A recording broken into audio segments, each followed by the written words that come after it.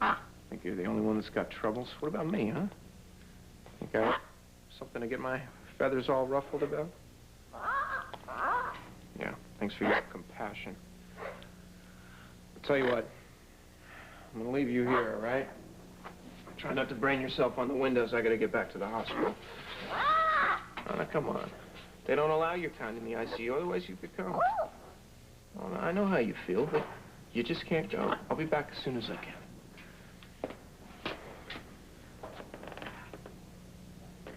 All right. I'll tell you what. We'll spend a little quality time together, okay? Try and get your runty little mind around this. I got a daughter with fewer blood cells than you have toes, and I got a wife, ex-wife, whatever, more broken bones than you have feathers. Now, you aren't bad company, you know that? Good bird. And you're modest, too. Tell you what. You, go ahead and tell me all your problems. I'll just lie up here. Or we can have a little quiet time. Just don't recite any more poetry, okay? Oh, nevermore. You bet your beak, nevermore.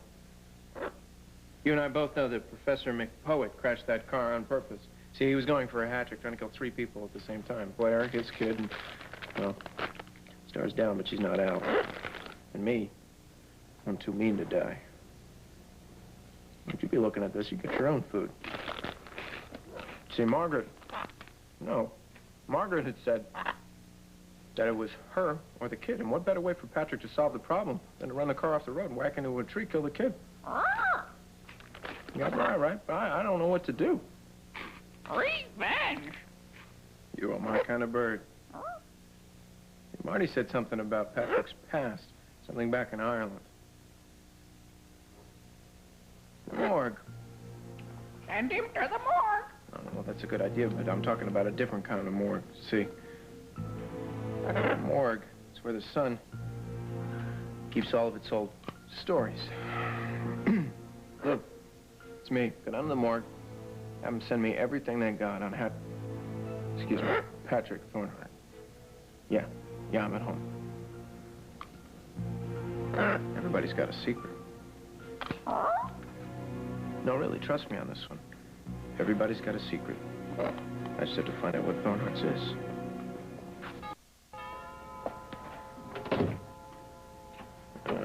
Hi, how cute. I wanted you to know that I'm proceeding apace with preparations for donating my bone marrow to Star. Proceeding apace. Yes. How is she? Star, I mean. She's not doing good, but she'll do better. You know what? I don't want to talk with you about this. Maybe tomorrow, maybe next week, some other time. Well, I'll be happy to get out of your hair as soon as you give me my living expenses of $40,000. Your what? My living expenses, $40,000. I don't know what you're talking about. You had an awful cold. We had a telephone conversation. You were so hoarse, you were practically croaking. More like squawking. What did you tell her? Look, Alex, more than likely you had a conversation with my parrot. Because I would never loan you one thin dime. Oh, well, excuse me, but it was no loan. And I'm sorry, if I had a phone conversation with a bird, I would know that I had a phone conversation with a bird. Because I have not had a phone conversation with a bird, I know that I haven't had a phone conversation with a bird. Besides, a bird has not been born. He could bargain me down from 50 to 40 grand. Besides, he doesn't seem like he can really talk anyway. Tell her. Now, come on now, tell her. Tell her, you little sack of millet. I really don't understand your attitude. Not only am I granting your newspaper exclusive rights to my story, but I'm saving your daughter's life at no small personal inconvenience.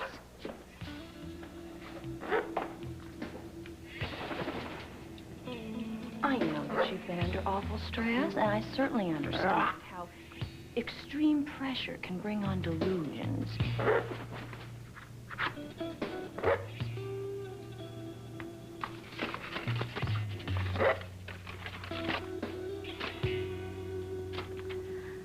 I am sure that this story is going to have a happy ending for all of us. You got that right. Yeah, thanks. Got it. Shakespeare, that's not it. Intended target of the Irish extremist group believed responsible for the murder of our publisher. Send him to the morgue. You're getting on my nerves. Named adjunct professor at Lambview University, that's not it. Aided Police Commissioner Buchanan in disarming an explosive device at the Palace Hotel. You see, I know all this, right? She said something about Ireland. Oh. Marty, she said Patrick was having some kind of troubles back home.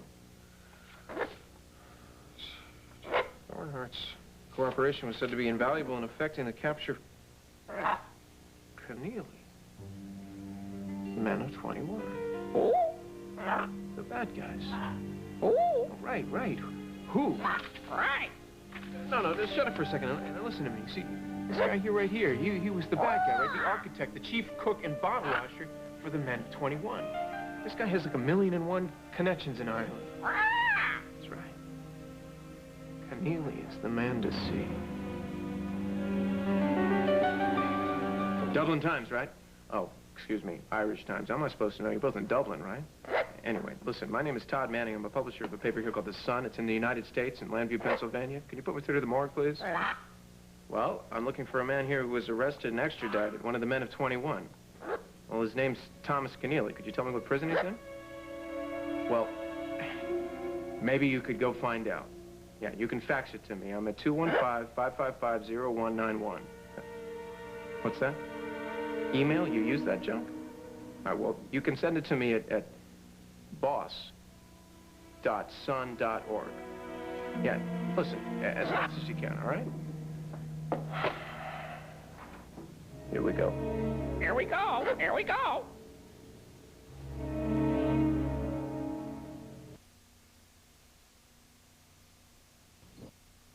For seeing me. Well, when I heard Mel Hayes had some questions for me, I was curious. You sit there. Oh, all right, I'll sit there. I was pleased to hear Blair and your daughter are doing better, and congratulations on finding a bone marrow match I to know start. you don't want to talk about this. Isn't a social call. You looking for a new job already? No, I've still got my job. I'm looking for a story. Why don't you look somewhere else? Tell me about the accident. I'll give you the number for the Lambview Police Department. No, anyone can print up a police report. I'm looking for more than that. I'm looking for your story. My story. Your paper. That's funny. Well, I figure it's kind of payback. You had me howling in your headlines. That was a good picture, though. I figure you owe me.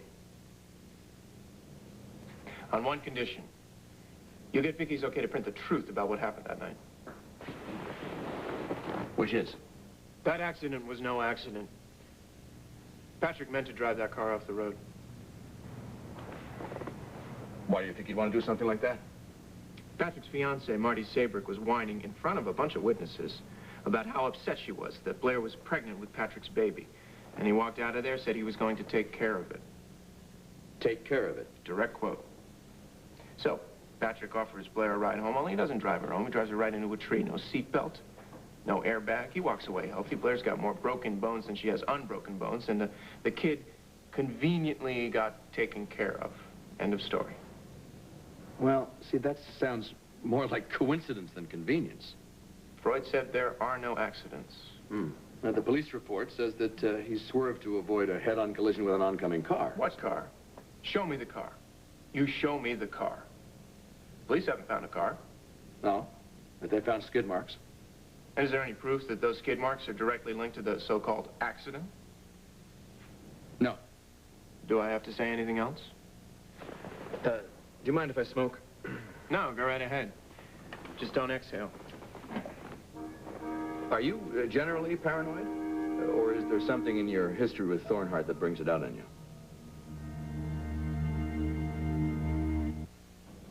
So you want it all? I'm rarely satisfied with anything less. How did you and Thornhart meet? My mistake. I went to Ireland to do a good deed. For Marty. Not my usual shtick. No kidding. Huh. Anyway, no good deed goes unpunished. I went there to bring Marty back to Lambview to visit some dying little girl in a hospital. What did I get for it but a bullet in my back? Wait. How did this happen? I borrowed Thornhart